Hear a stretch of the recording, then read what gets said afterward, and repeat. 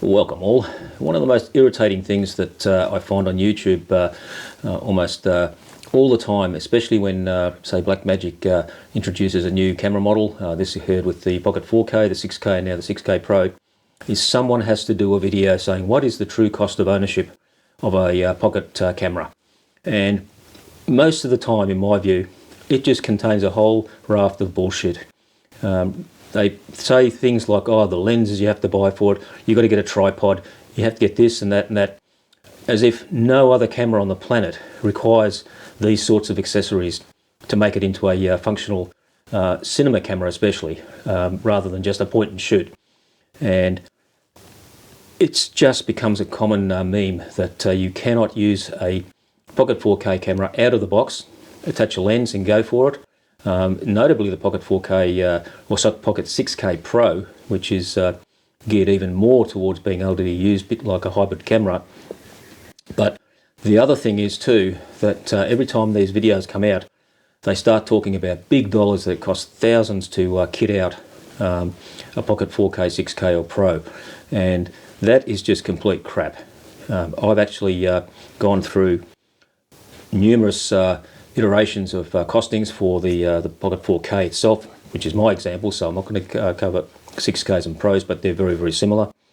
And I went on to Amazon one day and just looked at, say, the SmallRig store to add up the cost what would be minimally required, which is a common sort of thing of cages and everything else, to create a sort of a cinema type functional camera, which most people do. It doesn't matter whether you've got a Fuji, Sony, Canon or whatever, most people will eventually get cages and accessories for it. So I went on to Amazon and checked out what would be the cost involved in sort of getting a minimal setup, and it turned out to be in Australian dollars 360 or US dollars 270.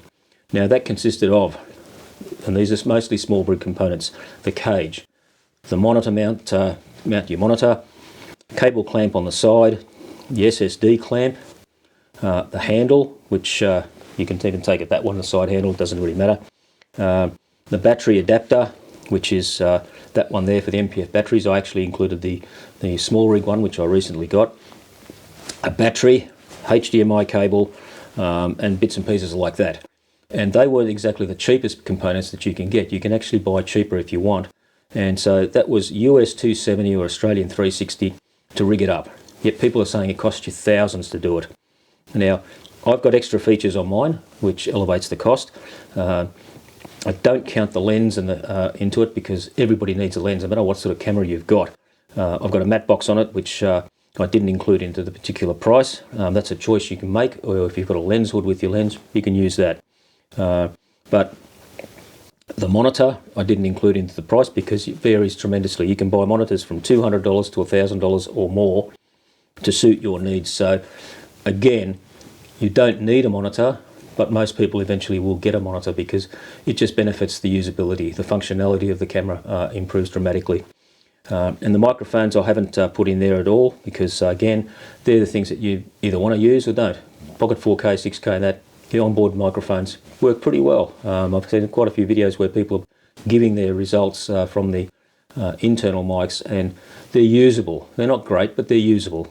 So those things I didn't include. So the bits that I've got, what you can see with my camera, it didn't actually come out to cost all that much when you're looking at the basic rigging. Ignore the wireless Go that I got in there, the Blackmagic Video Assist, and even the Samsung 1TB T5. You can get that for 150 Australian dollars, which is what, 110 or something US dollars. So, and SD cards, if you want to use SD cards in there, you can. They will function at the lower resolution settings on the camera. So again, the cost is not extremely high. So I don't know where these experts are getting their figures from and quoting thousands of dollars to rig up a Black Pocket 4K, 6K or Pro. They're including everything, including the kitchen sink that you might need, like tripods and things like that, which is ridiculous because that is not part of the camera. Might as well then add gimbals and vests and you name it, and with the implication that no other camera will require any of those components to be able to be used. And I don't think anyone would agree that that would be a factual statement.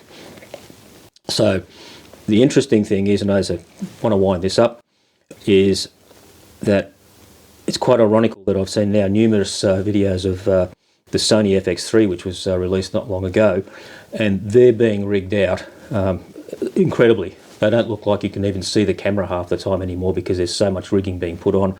So it sort of baffles me that people are always picking on the Pocket 4K and 6K cameras as far as the costs go, and ignoring other brands that clearly need rigging or have advantages if they're rigged out, and people go to a great extent to rig them out. So that's my little beef that I can see all the time with videos coming out about the true cost. When you see true costs including thousands of dollars, just take it as being a lot of bullshit. And it's again either clickbait or somebody is just waffling on endlessly for no reason at all. So on that note, I'll call it a day and just say cheers.